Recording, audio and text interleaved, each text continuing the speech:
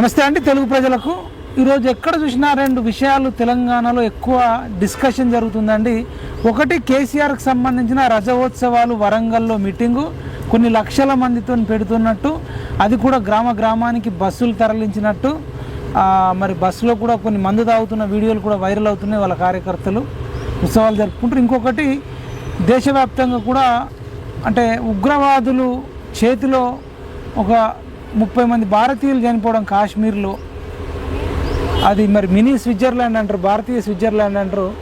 ఒకవైపు ఒక దుఃఖసాగరంలో బాధలో ఉన్నారు. తర్వాత పాకిస్తాన్కు భారత్కు మరి ఆల్రెడీ యుద్ధాలు స్టార్ట్ అయిపోయినాయి, జల యుద్ధాలు అయినాయి.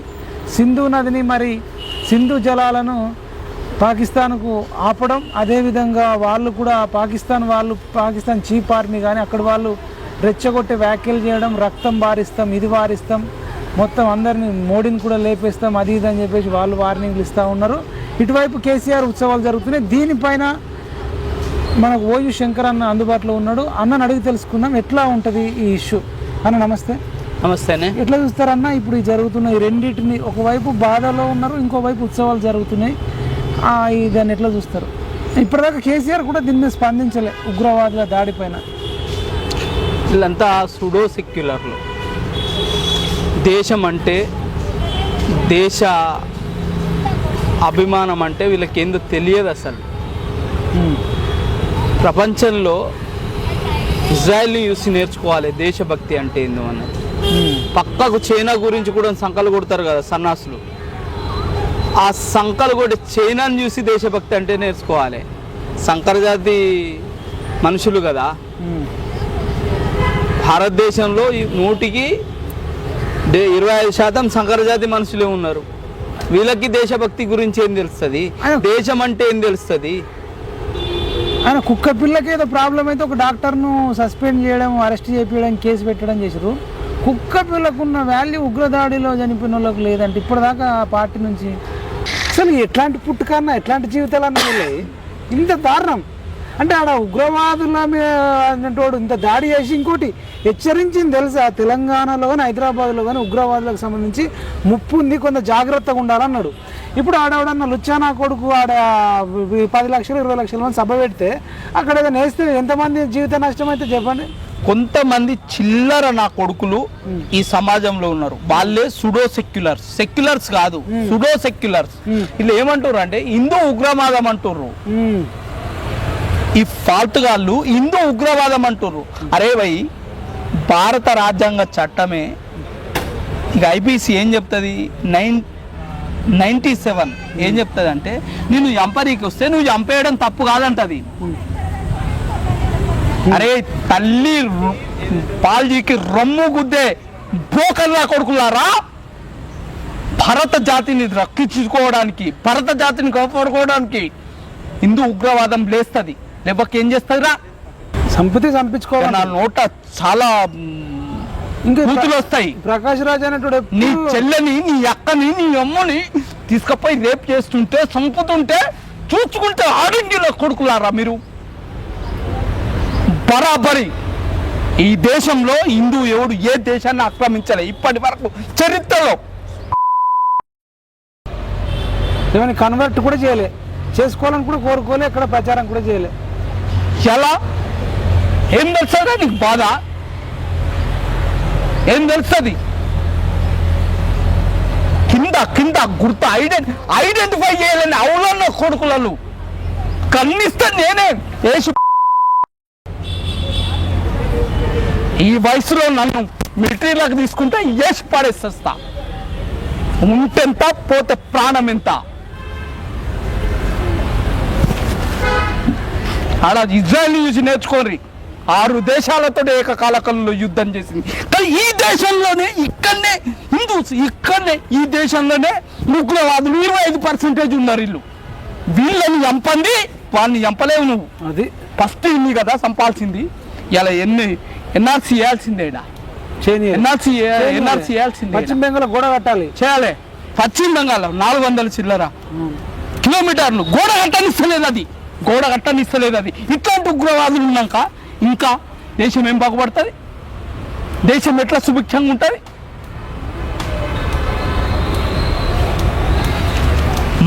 మాట్లాడే ముందు కొడకల్లారా జాగ్రత్తగా మాట్లాడుండ్రి ఎలా వాళ్ళు కనుక ఎంట్రీ అయితే రేపు కేసీఆర్ నైనా కేటీఆర్ నైనా. అందుకనే నేను ఏమంటున్నా అంటే మళ్ళీ ఎప్పుడన్నా సర్జికల్ స్ట్రైక్ చేసినప్పుడు ఈ అయ్యా కొడుకులని అవసరం అయితే బామ్మర్దిని ముగ్గురిని వాళ్ళు వెంబడి ఇచ్చి కట్టి పంపించాలి. సర్జికల్ స్ట్రైక్ ఏందో ఆధారాలు కావాలంటే సాక్ష్యం ఉండాలి కదా, వీళ్ళని తీసుకుపోవాలి సాక్ష్యాలుగా. మనుషుల వీళ్ళని కనీసం జవాన్లు చేస్తున్న త్యాగానికి వాళ్ళ ఫ్లెక్సీలు ఉండన్నా, వాళ్ళ మీద పాటలు రావన్నా, ఈ లఫుట్గాళ్ళ మీద పాటలు, మళ్ళీ ఫ్లెక్సీలు, కటౌట్లు. ఇప్పుడు మన దేశానికి జవాన్లు అవసరమా కేసీఆర్? జవాన్లు లేకపోతే అసలు మనం ఇప్పుడు అన్న వాళ్ళు ఇట్లా అడ్డు గోడలక్క నిలబడరు తెలుసా? అరే అరగంట అనుకుంటా షిఫ్ట్ మారే టైంలో వచ్చి కలిసిపోయినారు. షిఫ్ట్ మారే టైంలో మరి వీళ్ళకి అర్థం చేసుకోవాలి వీళ్ళని.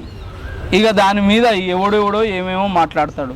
ఇంటెలిజెన్స్ ఏడవైంది, అది ఏడవైంది, అని మాట్లాడుతుండ్రు. పాకిస్తాన్ నుంచో ఆఫ్ఘనిస్తాన్ నుంచో వస్తే నువ్వు ఆపుతావు. వాళ్ళు టెర్రరిస్టులు ఏం చేస్తారు తెలుసా? తెలివిగా నేను గమనించింది, నేను తెలుసుకుంటుంది, వాడు మన దేశంలో ఉన్నోడికే బ్రెయిన్ వాష్ చేసి వాడిని టెర్రరిస్టులు చేస్తారు. అదే చెప్తున్నా 25% ఈ సుడో సెక్యులర్ అనే టెర్రరిస్ట్ ఈడేనే వాడైంది కదా. ఇప్పుడు హైదరాబాద్ లో కూడా టెర్రరిస్టులు ఉండొచ్చు. మన గతంలో సూర్యాపేటలో, నిజామాబాద్ లో, కరీంనగర్ తల కొట్టుకొని నువ్వు అడిగే క్వశ్చన్ కు తల కొట్టుకొని చావాలి. ఎంఐఎం పార్టీకి సంబంధించిన కళాశాలలా హెచ్ఓడిగా, ఒక విభాగానికి హెచ్ఓడిగా ఒక ఉగ్రవాది ఉన్నాడంటే అది ఎన్ఐఏ వాటి వచ్చి పట్టుకునేదాకా వాడికి తెలియదు. అది ఇంత మోస్తున్న 10 లక్షల మంది రోహింగ్యాలు ఉన్నారు. ఎవంది సొమ్ము, ఎవంది సోకు. అక్కడ పశ్చిమ బెంగాల్లో మమతా బెనర్జీ, ఇక్కడ కేసీఆర్ ఉన్నప్పుడు ఎట్లా విచ్చలవిడిగా రోహింగ్యాలు వేడి లేచి పంపుతుండు అమెరికాలో అక్రమంగా ఉంటే. ఏం ఈ దేశం ఏమన్నా డంపాడా?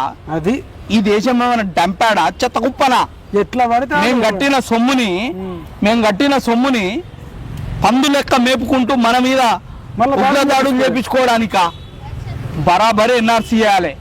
ఈ భారత ప్రభుత్వానికి చిత్తశుద్ధి ఉంటే వీళ్ళ అయ్య జాగిరి కాదు, వీళ్ళ తాత జాగిరి కాదు, మా సొమ్ము కదా, మేము పెట్టేది కదా. ఎన్ఆర్సీ చేయాలి. ఈ దేశంలో ఉన్న ప్రతి ఒక్కడు కార్డు చూపించాల్సిందే. ఎందుకు చూపించాడు కార్డు? అయోధ్య రామ మందిరం గురించి నీకు విచారణ జరిగినప్పుడు 500 ఏళ్ళ రాముని చారిత్రక ఆధారాలు చూపించినప్పుడు ఇక్కడ ఎందుకు చూపించాడు? ప్రతి ఒక్కడు చూపించాల్సిందే ఆధారం.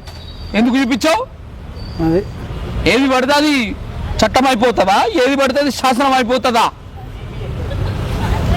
నేను అతిపెద్ద హిందువును, నాకంటే పెద్ద యాగాలు పూజలు చేసేవాడు ఎవడని ఉన్నాడా? మేము సత్యనారాయణ పూజ చేసుకోమా, బొట్టు పెట్టుకోమా, ప్రసాదం చేసుకోమా, తొట్లు చేసుకోమా అన్నాడు కదా కేసీఆర్. మరి ఇప్పుడు హిందువుల మీదనే 3 జెండర్లు ఉంటాయి. 3 జెండర్లు ఉంటాయి. ఆడ, మగ, ట్రాన్స్జెండర్, అటు ఇటు కాని జెండర్. 4వ జెండర్ వీళ్ళంతా. అది ఈ జెండర్లకు తోటి పోల్చితే ఆ జెండర్లకు ఉన్న గౌరవం పోతుంది. 4వ జెండర్ ఇవన్నీ. అదైనా జిప్ ఓపెన్ చేసి హిందువు అయితే కాల్ చేస్తే మరి అతిపెద్ద హిందువు అనేటోడు ఇప్పటిదాకా మాట్లాడతలేడంటే మరి ఇట్లాంటివన్నీ మనం 10 ఏళ్ళు ఎట్లా భరించినామని నాకు ఇప్పుడే షాకింగ్ అనిపిస్తుంది. మళ్ళీ అధికారం కోసం ఇలా మీటింగ్. నేను చెప్తున్నా ఇవాళ దేశంలో 100% అన్ని కుటుంబ పార్టీలే. అవసరం దేశానికి వాళ్ళు ఏం అవసరం? వాళ్ళతోటి ఏం పని? వీళ్ళని తీసుకుపోయి బార్డర్ మీద పెట్టాలి కొడుకులని. ఒక 2-3 ఏళ్ళు ఉంచితేనే బార్డర్ మీద పెడితే దేశభక్తి ఎంత ఏందో తెలుస్తుంది. కనీసం అవగాహన లేదు, చరిత్ర గురించి అవగాహన లేకుండా ఈ అడ్డగోలుగా మాట్లాడుతున్నారు. ఏం అవగాహన ఉంది? సరే, ఇప్పుడు కేసీఆర్ పెట్టిన మీటింగ్ కోసం ఏం చెప్తారు? ఇలా ఏం అడగాలనుకుంటారు? మీటింగ్ అది రజా ఉత్సవాలా, రావుల ఉత్సవమా, వెలమల ఉత్సవం, రజోత్సవం, రజాకారుల ఉత్సవమా? రజోత్సవం కాదు, అది రజాకారోత్సవం. అది రావుల ఉత్సవం. అది రావులు. ఏం పొడిచిండ్రని ఇవాళ కేసీరావు, కేటీ రావు, కవితారావు ఏం పొడిచిండ్రని ఇవాళ సభ పెడుతుండ్రు. నిన్ను పిలిచిరా? నువ్వు ఉద్యమకారుడు, జైల్లోకి వెళ్ళిన చెర్లపల్లి వాళ్ళ అయ్యనే పెద్ద ఉద్యమకారుడు కదా. అంతేనా? ఆడ నిమ్మరసం తాగిండు, ఈడ నిమ్సులకు వచ్చి మందు తాగిండు, అయిపోయా. వాళ్ళు సాగు నోట్లే తల పెట్టి తీసుకొచ్చిండి అలా ఉత్సవాలకు అందరు సాగు నోట్లో కాదు బాత్రూమ్ నోట్లో తలబెట్టిండని ఎవరు విజయరమణారావు చెప్పిండు, పక్కకు డాక్టర్ కదా ఆయన చెప్పిండు, సాగు నోట్ల కాదు బాత్రూమ్ నోట్లో ఇడ్లీలు పెట్టి తినిపించినామని. ఇలా బస్సులో మంద అవ్వకుండా చాలా మంది వెళ్తున్నారు, ప్రతి జిల్లా నుంచి ప్రతి గ్రామం నుంచి కూడా వెళ్తున్నారు. నువ్వేం అడగాలనుకుంటున్నావు మరి? పోస్ట్ 3000 ఇస్తాం 4000 ఇస్తాం రోజు మందం అని. రాజకీయం అంటేనే డబ్బులు, డబ్బులు అంటేనే రాజకీయం, రాజకీయం అంటే డబ్బులు. అవి ఉన్నంత వరకు ఇట్లాంటి కచరా పార్టీలన్నీ కలకాలాడుతూనే ఉంటాయి. ఈ దేశభక్తి లేని కేసీఆర్ ఏం అడుగుదామంటున్నావు? ఇగో ఇది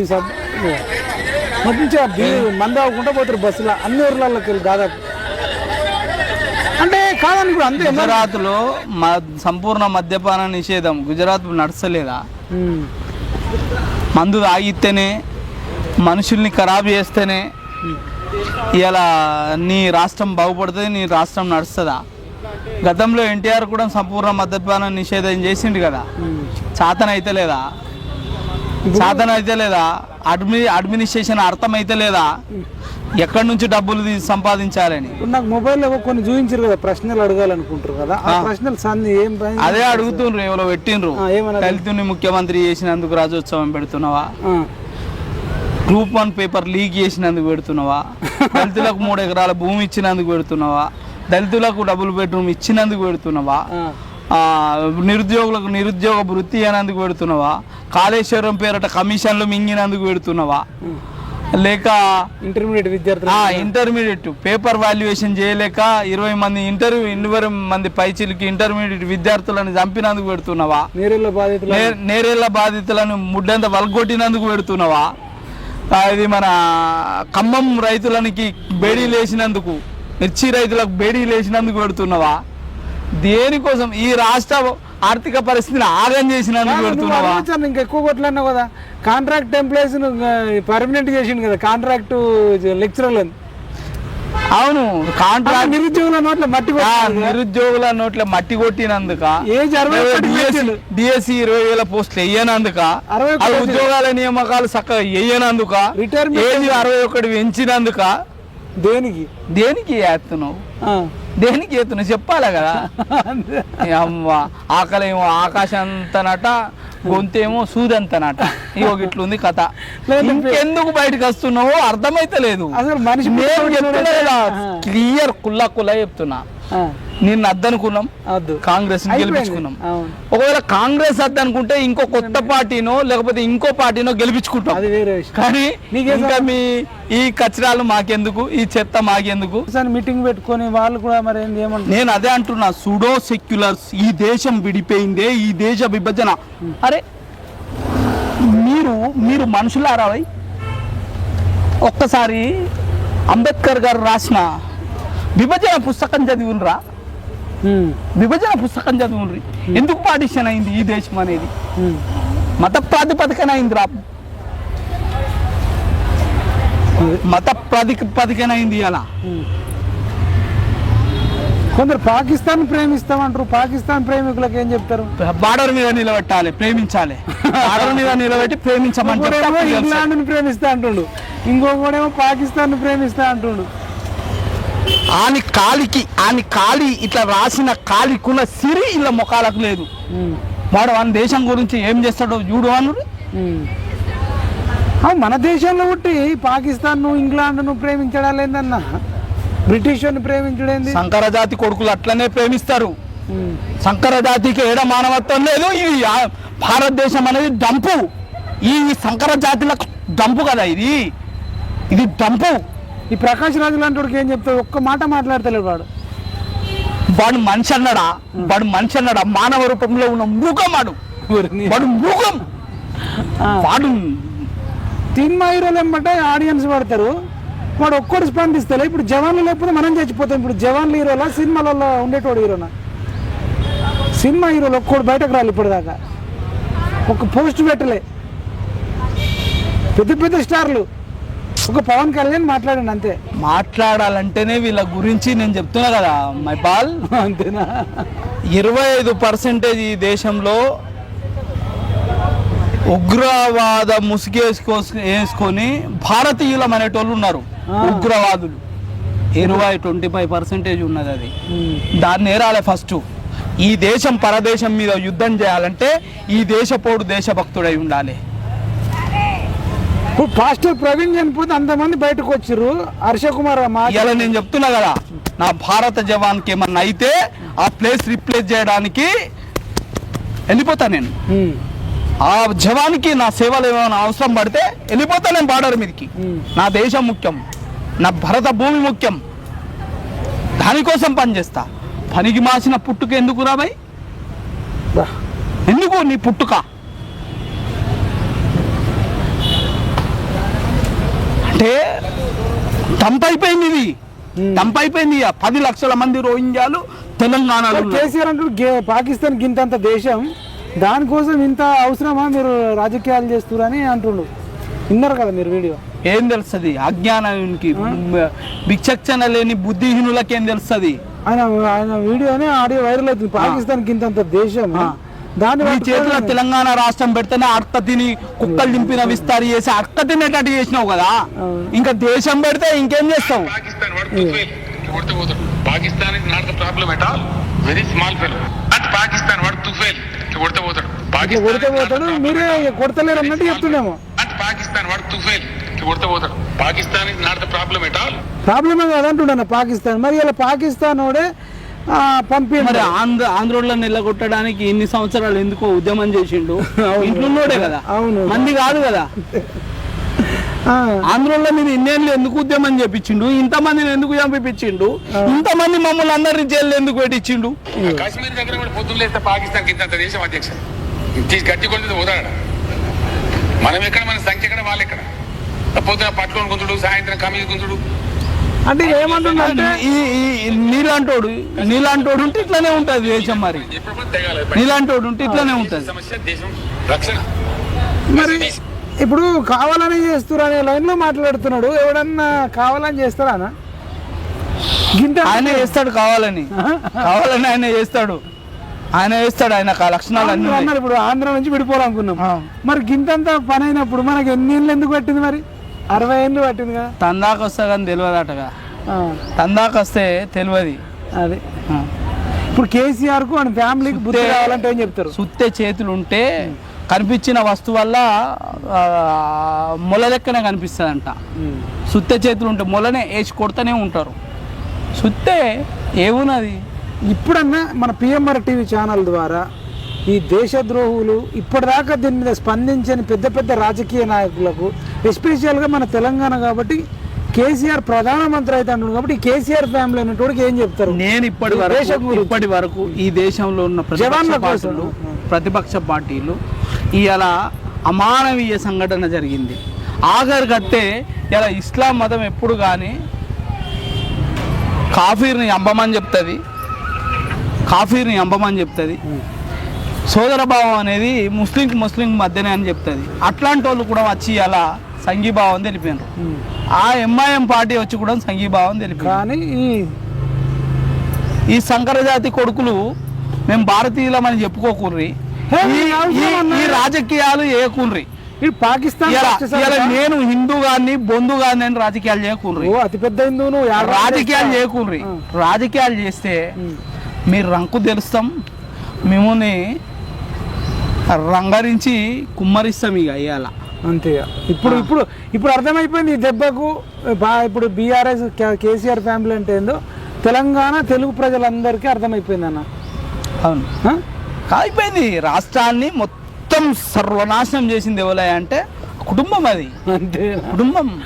ఇంక ఈ కుటుంబాన్ని మళ్ళా ఏ ముఖం పెట్టుకొని వస్తున్నారన్నా ఏమో మరి. కాంగ్రెస్ వైఫల్యాలు వాళ్ళకి పదనైన ఆయుధాలు అవుతున్నాయి. రైట్ అన్న, థ్యాంక్ యూ.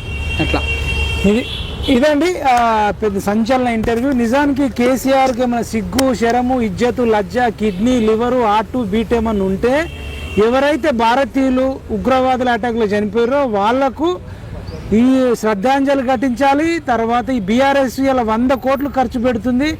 ఈ 100 కోట్లు కూడా ఇవాళ బీఆర్ఎస్ వాళ్ళు ఇలా ఆర్మీకో, జవాన్లకో, సోల్జర్కో, వాళ్ళ కుటుంబాలకో ఖర్చు పెట్టి మీరు పాకిస్తాన్ మీద పోరాటం చేయండి. టెర్రరిస్టులను అంతమొందించండి అంటే ఆయన పేరు ఎక్కడికో పోతుండే.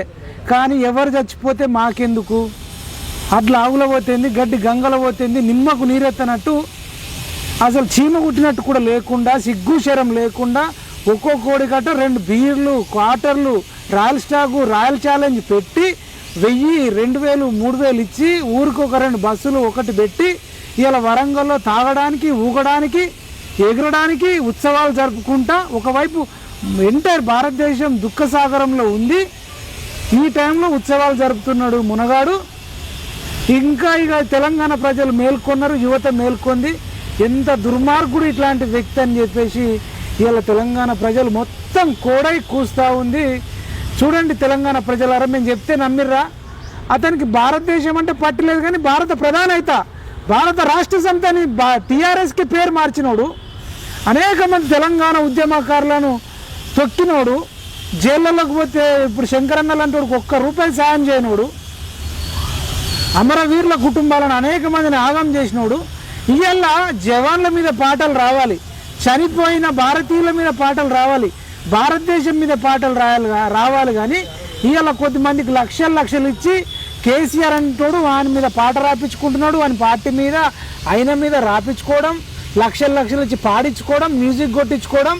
ఎవరెవరైతే ఇంత జరుగుతున్నప్పుడు భారతదేశం మీద, భారతదేశ జవాన్ల మీద పాటలు రాయకుండా కేసీఆర్ మీద పాటలు రాసేటోళ్ళను, పాడేటోళ్ళను, మ్యూజిక్ ఇచ్చేటోళ్ళను, వీళ్ళందరినీ కూడా ఉగ్రవాదులుగానే చూడాలి. ఈ దుర్మార్గులందరినీ పాకిస్తాన్కు పంపితేనే ఇట్లాంటి వాళ్ళని ఏరివేత వేయకపోతే ఎంత మనం టెర్రరిస్టులను చంపినా ఇట్లాంటి వాళ్ళతోని ఇంకా టెర్రరిస్టులు పుట్టుకొస్తారు. ఈ దేశానికి వ్యతిరేకంగా ఉన్న ప్రతి ఒక్కరిని కూడా ఈ భారతదేశం నుంచి ఏరేసి పాకిస్తాన్ను ప్రేమించటోని పాకిస్తాన్కు, బ్రిటన్ను ప్రేమించటోని బ్రిటన్కు, ఇంకో దేశాన్ని ప్రేమించటోని ఇంకో దేశానికి, అటు ఇటు కానోని కూడా ఏదో ఒక దేశానికి పంపించాలి కోరుకుంటూ PMR TV ద్వారా శంకరన్నకు ధన్యవాదాలు తెలియజేస్తూ జై జవాన్, జై కిసాన్, జై హింద్.